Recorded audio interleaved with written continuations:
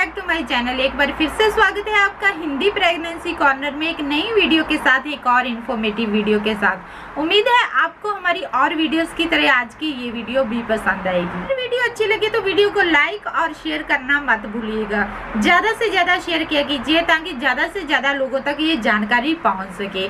आज की वीडियो भी हमारी है इनफर्टिलिटी के ऊपर। जी हाँ, जैसे कि माँ बनना जो है हर औरत का सपना होता है। कौन औरत है जो माँ नहीं बनना चाहती, लेकिन उन औरतों का क्या जो शादी के 10 साल बाद 15 साल बाद भी माँ नहीं बन पा रही हैं और स्टिल ट्राई कर रही हैं कि वो कंसीव कर लें। हर तरह का ट्रीटमेंट करवा लिया, डॉक्टर्स के पास जा लिया, इंजेक्शंस लगवा लिए, IVF तक करवा लिया, लेकिन कोई रिजल्ट नहीं। तो ऐसी औरतों के दिल पे क्या बीतती है ये सिर्फ वही औरतें ज्यादा बता सकती हैं। इंस्टाग्राम पे जब औरतें मुझसे बात करती हैं तो मुझे सिर्फ एक ही बात होती है जो उनकी हर बात में दिखाई देती है। उनका एक ही चीज बार बार कहना होता है कि हमारी रिपोर्ट्स नॉर्मल हैं, हम हस्बैंड वाइफ की दोनों की रिपोर्ट्स नॉर्मल हैं, इसके बावजूद भी प्रेगनेंसी नहीं ठहर रही। यानी कि बच्चा कंसीव ना होने का रीजन डॉक्टर्स को भी समझ में नहीं आ रहा।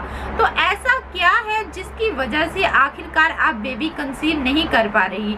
ऐसा क्या है जो मेडिकली भी कुछ क्लियर नहीं हो पा रहा है? आपकी बॉडी में कुछ भी डिटेक्ट नहीं कर पा रहे हैं डॉक्टर्स और फिर भी कह रहे हैं कि आप बच्चा कंसीव नहीं कर पा रहे। आज की इस वीडियो में आपको इस सवाल का जवाब मिलने वाला है कि आखिरकार आप कंसीव क्यों नहीं कर पा रहे हो, आखिरकार क्यों नहीं आप बन पा रही हैं माँ। तो चलिए वीडियो को स्टार्ट करते हैं और बहुत ही इंफॉर्मेटिव वीडियो को स्टार्ट करते हैं। कंसीव ना कर पाने का सबसे पहला और सबसे बड़ा रीजन होता है लेंथी पीरियड्स। जी हाँ, लेंथी पीरियड्स किसको बोलते हैं? लेंथी पीरियड्स होते हैं जो 35 दिन बाद आते हैं या 40 दिन बाद आते हैं। बहुत सी महिलाएं हैं जो मुझे कहती हैं कि हमें 30 दिन के बाद पीरियड्स होते हैं, जब 32 दिन के बाद पीरियड्स होते हैं, तो क्या ये नॉर्मल है? जी हाँ, बिल्कुल 30 दिन के जो 32 दिन के बाद के जो पीरियड्स होते हैं वो नॉर्मल होते हैं, क्योंकि 2-4 दिन का ऊपर नीचे हो जाना कोई मैटर नहीं करता। इरेगुलर पीरियड्स वो होते हैं जो औरत को 35 या 40 दिन के बाद आते हैं, यानी कि बहुत ज्यादा लेंथी हो जाते हैं। तो ये एक बहुत ही बड़ा कारण है इनफर्टिलिटी का। पीरियड्स का सबसे बड़ा नुकसान ये होता है कि महिला को पता नहीं चलता कि उसको ओव्यूलेशन कब हुआ या कौन सी तारीख को उसको ओव्यूलेशन होगा, यानी कि वो अपना ओव्यूलेशन ट्रैक नहीं कर पाती। और ऐसी महिलाओं को तो कई बार ओव्यूलेशन होता भी नहीं है, क्योंकि टाइम गैप ही बीच में क्लियर नहीं हो पाता है। तो ओव्यूलेशन भी उसी तरह से पजल हो जाता है जैसे कि महिला खुद पजल हो जाती है। तो ओव्यूलेशन होता ही नहीं है कई केसेस में। PCOS PCOD की जो समस्या होती है वो भी ज्यादातर ऐसी महिलाओं को ही होती है जिनके पीरियड्स बहुत ही लेंथी होते हैं। पॉइंट बात यह है कि सबसे बड़ा रीजन जो इनफर्टिलिटी का माना जाता है वो है लेंथी पीरियड्स। जी हाँ, कि सही टाइम पे आपको पीरियड्स ना होना और बहुत लंबे लंबे टाइम के गैप के बाद पीरियड्स का आना। दूसरा जो कारण है कंसीव ना कर पाने का वो है वेरी शॉर्ट टाइमिंग पीरियड्स। जी हाँ, कहने का मतलब है कि बहुत सी महिलाओं को पीरियड्स 15 दिन बाद ही आ जाते हैं, 20 दिन बाद ही आ जाते हैं, या फिर पीरियड्स खुल के नहीं आते हैं। तो ऐसी महिलाएं जो होती हैं वो भी कहीं ना कहीं जाके इनफर्टिलिटी को फेस करती हैं, या फिर वो इनफर्टिलिटी को ऑलरेडी फेस कर रही होती हैं। शॉर्ट पीरियड्स भी बिल्कुल सही नहीं माने जाते, उसी तरह से जिस तरह से लेंथी पीरियड सही नहीं माना जाते। पीरियड सिर्फ वही सही होते हैं जो 28 दिन के गैप के बाद आते हैं या 30 दिन के गैप के बाद आते हैं। इससे लंबा या इससे छोटा साइकिल अगर पीरियड्स का होता है तो वो इरेगुलर पीरियड्स कहलाते हैं।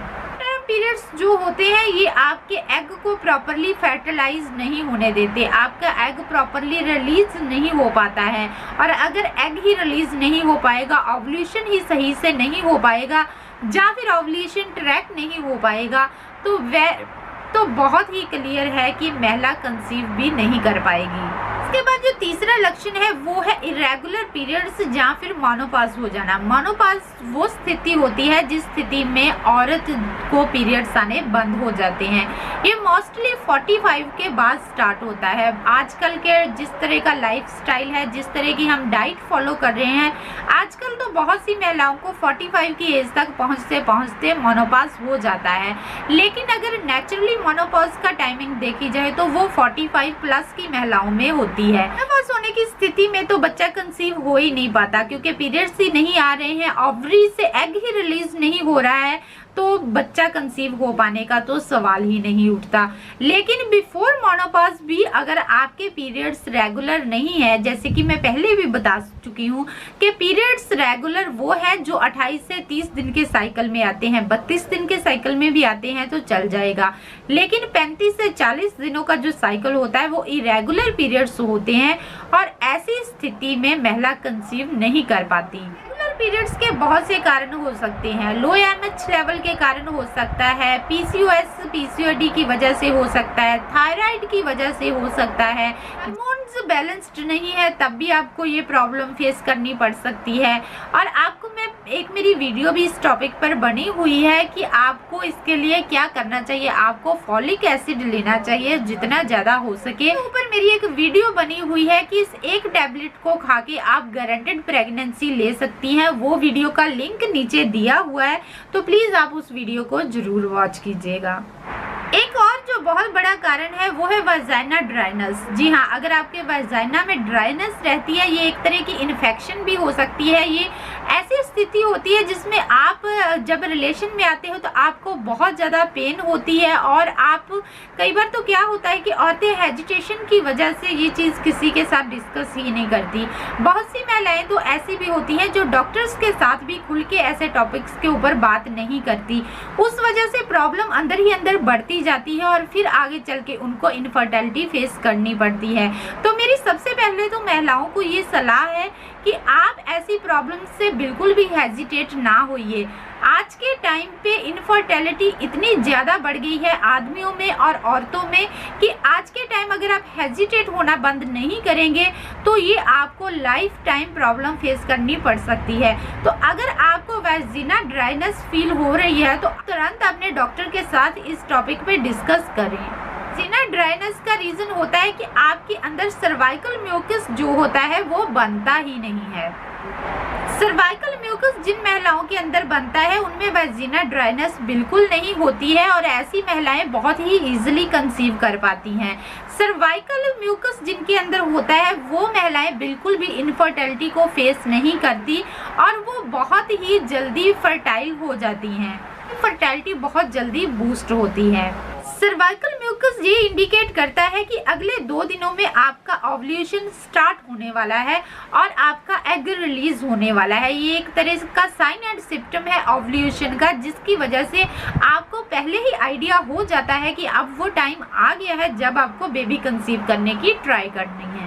औरतें फर्टाइल होती हैं उनके अंदर से सर्वाइकल म्यूकस जरूर निकलता है और काफ़ी मात्रा में निकलता है। ओव्यूलेशन के 2 दिन पहले ही ये स्टार्ट हो जाता है।